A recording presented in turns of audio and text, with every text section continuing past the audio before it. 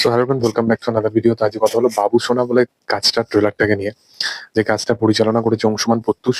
তো কেমন হয়েছে কাজটা সেটা নিয়ে কথা বলবো। তো মূলত একটা কথা বলে রাখি যে তোমরা জিতু কমল বা শ্রাবন্তী চ্যাটার্জি দুজনেরই যদি প্রিভিয়াস রেকর্ড দেখো, ইভেন শ্রাবন্তী চ্যাটার্জি তো এমন একজন অ্যাক্ট্রেস যে আমাদের দেবজিৎ আজকালকার দিনে যেরকম সুপারস্টার হিসাবে কনসিডার হয়, আজকে যদি ফিমেল সুপারস্টার হিসাবে কাউকে কনসিডার করা হয় তাহলে শুভশ্রী, শ্রাবন্তী, কোয়েল এই নামগুলো কিন্তু খুব কমন হিসাবে উঠে আসবে।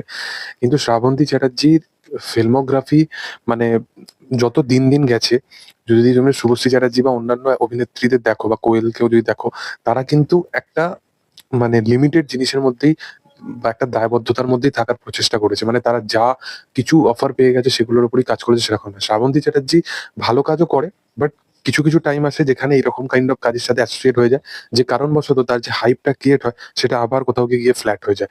তো এই জিনিসটা হয় কারণ এইরকম একটা ক্রিঞ্জ কাজ।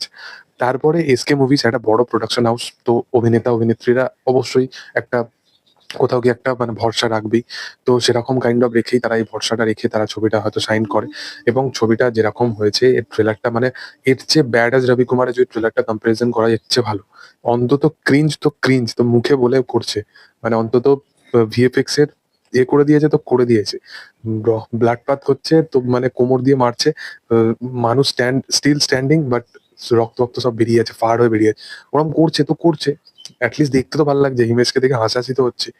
এইটা হচ্ছে এমন একটা স্টোরি যেখানে ওই যে একটা ফরেনার ভিলেন সে এখন এসকে মুভিসে প্রায় রিপিটেটিভ কিছু কিছু জায়গাতে হয়ে গেছে। অঙ্কুশের একটা ছবিতে ছিল।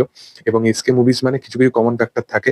লন্ডনে শুটিং হবে, ওখানে একটু ল্যাবিশ স্কেলে একটা দুটো গান বানিয়ে ফেলবে তারা, এবং তারপরে অ্যাক্টর এবং অ্যাক্ট্রেসকে যা হোক ভাবে প্রেজেন্ট করবে। একজনকে কিডন্যাপার, দুজন কিডন্যাপার হয়ে যাচ্ছে, তারপরে দুজনে আহ, মানে হাজব্যান্ড ওয়াইফ কাপেলের তাদের ছেলে মানে একটা চরিত্রের ভূমিকা পায়েল সরকার আছে, তো তাদের ছেলেকে কোথাও গিয়ে কিডন্যাপ করছে। তো মানে আলাদাই রকম একটা স্টোরি।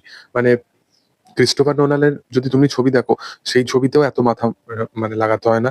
কিন্তু এই ছবিগুলোর ক্ষেত্রে তোমাকে ভাবতে হয় বসে বসে যে এগুলো মানে সেই অভিনেতারাই এই কাজগুলো লিটারেলি করছে যারা একটা টাইমে মানে জিতু কমল সত্যজিৎ রায়ের মতো কাজ করেছে, এত একটা স্ট্যাবলিশড কাজ করেছে এবং তার কেরিয়ার এর মধ্যে।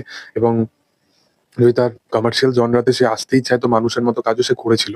বাট এই কাজটা মানে প্রচন্ড আমাকে নিরাশা করেইছে জিতুর এই কাজটা। এবং এর সাথে সাথে শ্রাবন্তী চ্যাটার্জি একজন খুব ভালো অভিনেত্রী, বাট দুজনকে কিভাবে প্রেজেন্ট করা মানে এত ক্রিঞ্জ লেভেল। এবং অংশুমান প্রত্যুষের প্রিভিয়াস কাজ দেখো, এসওএস কলকাতা, প্যান্থার, বাজি, এই প্রত্যেকটা কাজ মানে তার মানে যদি ফিল্মোগ্রাফিকে দেখা যায় একটাও কাজের চেয়ে কি লেভেলে মানে চেষ্টা করতে চায়। তার look and feel set up মানে স্টাইলাইজেশন সে সবসময় হলিউড লেভেলে করতে চায়, ক্রিঞ্জ ভোজপুরি লেভেলে, বাংলার সাথে কোনো কানেকশন নেই। কাহিনী হচ্ছে রেসের মতো, মানে আলাদাই লেভেল, মানে আলাদাই লেভেলের মানুষ। মানে কিছু বলার নেই। ট্রেলারটা আমার মানে মানে লো স্ট্যান্ডার্ডের থেকে লো স্ট্যান্ডার্ড, মানে এর থেকে আমার ব্যাড আজ রবি কুমার ভালো লেগেছিল ট্রেলার হিসাবে। তো এবার এর থেকে আর কি বলতে পারবো, কমপ্লিমেন্ট দিতে পারবো। যাই হোক, তোমাদের কি বক্তব্য এই বিষয়বস্তু নিয়ে অবশ্যই কমেন্ট সেকশনে জানিয়ে দিও। আর ভিডিও যদি ভালো লেগে থাকে লাইক শেয়ার সাবস্ক্রাইব করে দিও। Thank you.